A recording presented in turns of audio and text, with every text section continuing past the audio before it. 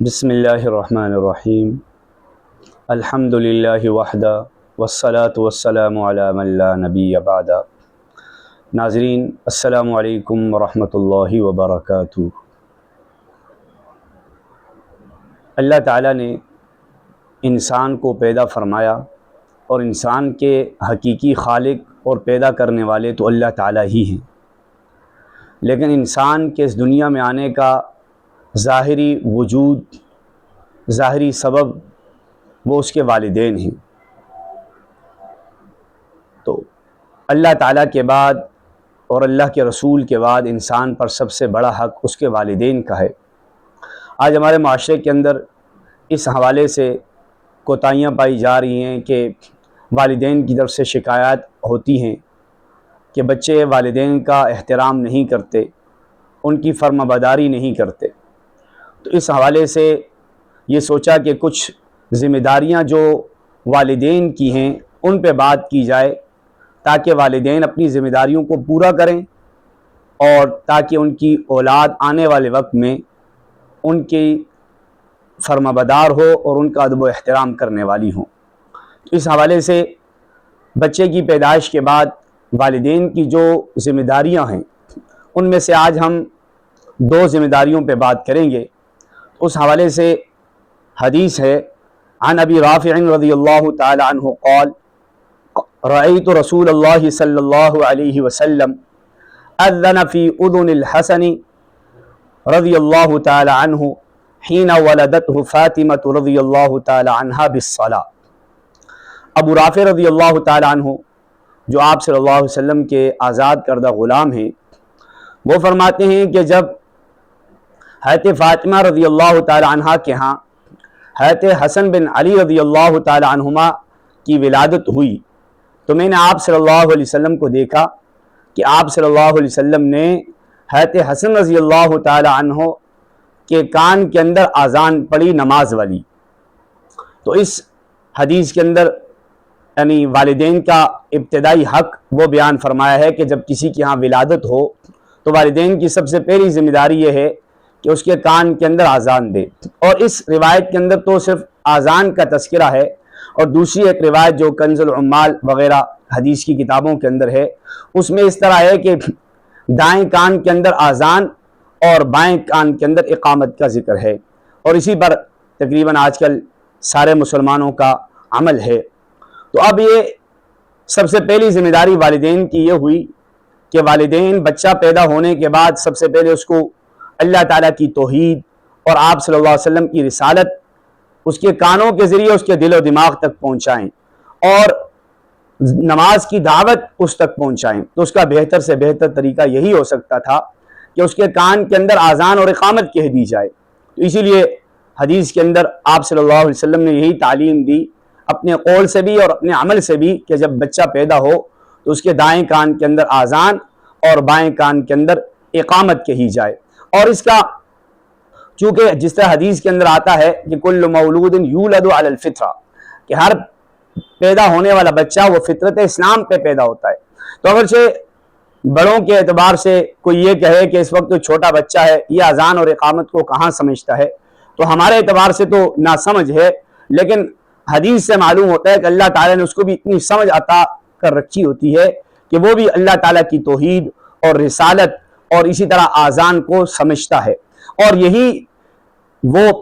توحید اور رسالت کا بیج ہوتا ہے جو مسلمان کے اندر سب سے پہلے بو دیا جاتا ہے، اور پھر اگر آگے اس کی تربیت صحیح معنوں کے اندر ہو تو یہی بیج پھلتا پھولتا ہے، اور پھر اس پیدا ہونے والے بچے کے اندر اسلامی تعلیمات جو ہیں وہ نظر آتی ہیں۔ تو اس لیے اس بات پر سارے والدین کو عمل کرنا چاہیے، اور الحمدللہ عمل ہو بھی رہا ہے۔ اور اس کے بعد دوسری ذمہ داری جو والدین کی ہے وہ حدیث کے اندر آتا ہے،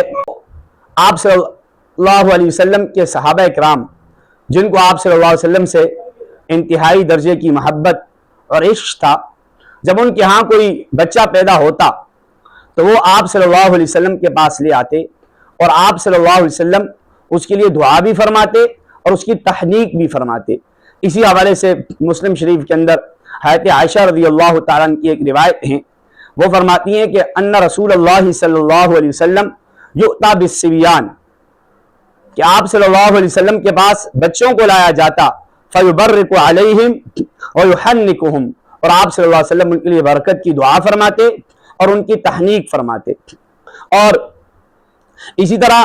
حدیث کے اندر واقع آتا ہے کہ حضرت اسماء بنت ابی بکر رضی اللہ تعالی عنہما وہ فرماتی ہیں کہ ہجرت کے بعد جب میرے ہاں لڑکا پیدا ہوا جن کا نام عبداللہ بن زبیر تھا، تو اس کو میں آپ صلی اللہ علیہ وسلم کے پاس لے کر آئی، تو آپ صلی اللہ علیہ وسلم نے ایک چھوارے کو چبایا اور چبا کر اس کے چھلکے کو ہٹا کر پھر بچے کے تالو کے ساتھ لگا دیا اور بچہ اس کو چوس کر نگلنے لگا۔ تو اس طرح یعنی ایک سنت یہ بھی ہے کہ جب کسی کے ہاں بچہ پیدا ہو تو جس طرح صحابہ کرام آپ صلی اللہ علیہ وسلم کے پاس لاتے تھے، تو اس طرح یہ چاہیے کہ بچے کو کسی بزرگ کے پاس لے جایا جائے اور وہ اس کے لیے برکت کی دعا کرے، اور اپنے منہ کے اندر کوئی چیز چبا کر جس طرح کھجور وغیرہ چبا کر یعنی اس کی گھٹلی اور اس کا چھلکا ہٹا کر بچے کے تالو کے ساتھ لگا دیا جائے تاکہ بچہ اسے چوستا رہے۔ تو اس طرح یہ ہوگا کہ شروع ہی سے اس کے اندر نیک آدمی کی صحبت کا اور نیک آدمی کا کچھ اثر اس کے اندر داخل ہوگا، اور یہ وہ مبارک سنت ہے کہ جس سے عام طور پر آج کل لوگ غافل ہیں اور اس سنت میں عمل نہیں ہو رہا۔ تو اس لیے جہاں بچے کے کان کے اندر اذان اور اقامت کہی جائے تو اس کے بعد یہ تحنیک کا مبارک عمل یہ بھی کروایا جائے۔ تو اللہ تعالیٰ سے دعا ہے اللہ تعالیٰ ہمیں ہر آدمی کو، والدین کو بھی اور اولاد کو بھی اپنی اپنی ذمہ داریاں پورے کرنے کی توفیق عطا فرمائیں۔ اور آج کا ہمارا سوال یہ ہے جو معاویہ بھائی نے پوچھا ہے کراچی سے، کہ اب فجر کی نماز کے بعد اور عصر کی نماز کے بعد چونکہ نوافل تو نہیں پڑھے جا سکتے، تو انہوں نے سوال یہ کیا ہے کہ ان دونوں اوقات کے اندر آیا کوئی قضا نماز کو ادا کر سکتا ہے؟ تو یاد رکھیں ان دونوں وقتوں کے اندر یعنی فجر کے بعد بھی اور عصر کے بعد بھی قضا نماز پڑھی جا سکتی ہے، لیکن اس میں اس بات کا لحاظ رکھا جائے کہ عصر کے بعد اور فجر کے بعد قضا نماز اس طرح پڑھی جائے کہ کوئی آپ کو دیکھے نہ، یعنی تنہائی کے اندر جا کر نمازوں کو پڑھا جائے۔ پھر اس حوالے سے یہ بھی یاد رکھا جائے کہ جب یعنی فجر کے بعد قضا نماز تو پڑھ سکتے ہیں، لیکن جب سورج طلوع ہو گیا تو پھر اس کے بعد جو تقریباً 12-15 منٹ مکروہ وقت ہوتا ہے اس وقت میں کوئی نماز نہیں پڑھنی۔ اسی طرح عصر کے فوراً بعد تو قضا نماز پڑھی جا سکتی ہے، لیکن جب بالکل سورج غروب ہونے کا وقت ہو گیا یعنی سورج غروب ہونے سے تقریباً 10 منٹ پہلے تک جو مکروہ وقت شروع ہو جاتا ہے، پھر اس وقت کے اندر کوئی بھی نماز قضا سمیت کوئی نماز نہیں پڑھی جا سکتی۔ تو آپ کا بھی کوئی سوال ہو تو آپ نے اس نمبر پر ہم سے رابطہ کرنا ہے، اپنا سوال پوچھنا ہے، انشاءاللہ ہم آپ کی رہنمائی فرمائیں گے۔